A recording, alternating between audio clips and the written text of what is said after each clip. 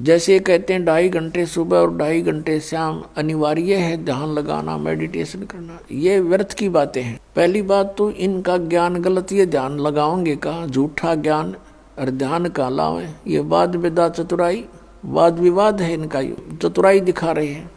और बात रही हठ योग की, किसी भी संत महापुरुष ने हठ योग नहीं किया और किसी भी सदग्रंथ में प्रमाण नहीं कि तू बैठ कर कति एक जगह बैठ कर भक्ति कर ले।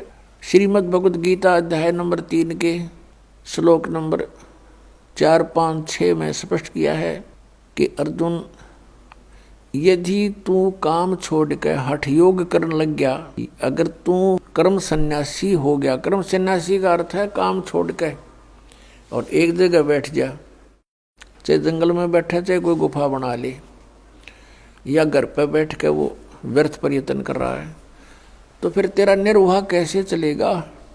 फिर क्या इस काल ने 5वें अध्याय के अंदर फिर अपनी टांग अड़ाई है गीता ज्ञानदाता ने।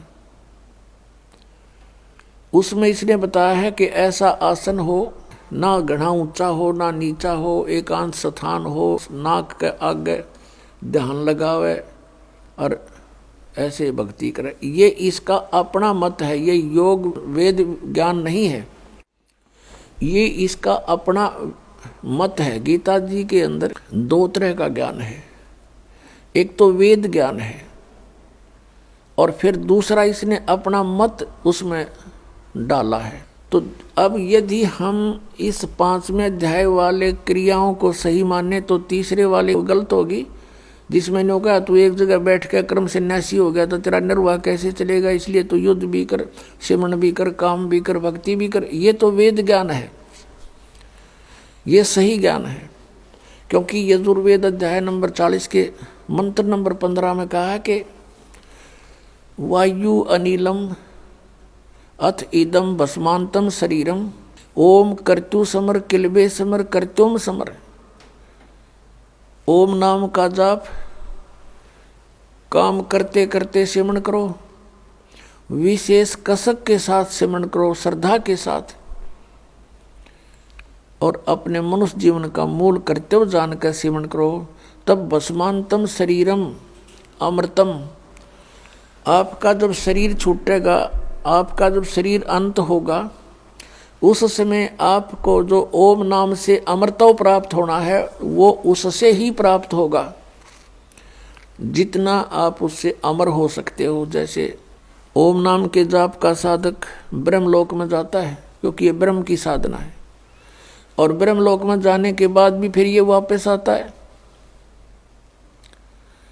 तो जितना समय इसका उस ओम के भक्ति की कमाई से होगा, उतना समय ये महास्वर्ग में ब्रह्मलोक में, वहाँ पर इसे नकली सतलोक, अलखलोक, अगमलोक, नामी लोक बना रखे हैं।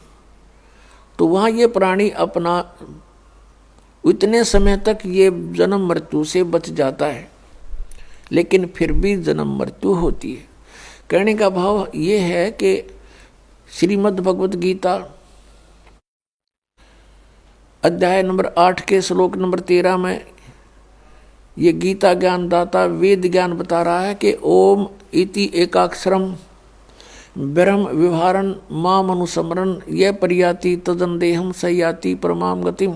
मुझ ब्रह्म का एक ओम मंत्र है और एक ओम अक्षर है, बस, नथिंग एल्स। इसका उच्चारण करता हुआ जो शरीर छोड़कर जाता है वो मेरे वाली इस ओम से मिलने वाली परम गति को प्राप्त होता है। 7वें अध्याय के 18वें श्लोक में कहा कि अर्जुन, ये ज्ञानी आत्मा है तो उद्धार, लेकिन इनको तत्वदर्शी संत ना मिलने से मेरे वाली अनुत्तम गति में ही आश्रित हैं। क्योंकि ओम नाम के जाप से ब्रह्मलोक प्राप्ति होती है और ये ब्रह्म की साधना की परम गति है ब्रह्मलोक प्राप्ति।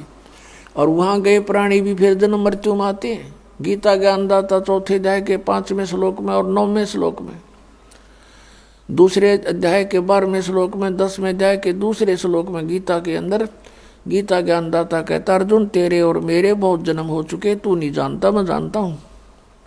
इससे सिद्ध है कि ओम नाम का जाप करने वाले जो ब्रह्म पुजारी हैं उनकी भी जन्म मृत्यु और इनके भगवान की भी जन्म मृत्यु सदा बनी रहती है। तो जब तक जन्म मृत्यु है जीव सुखी नहीं हो सकता।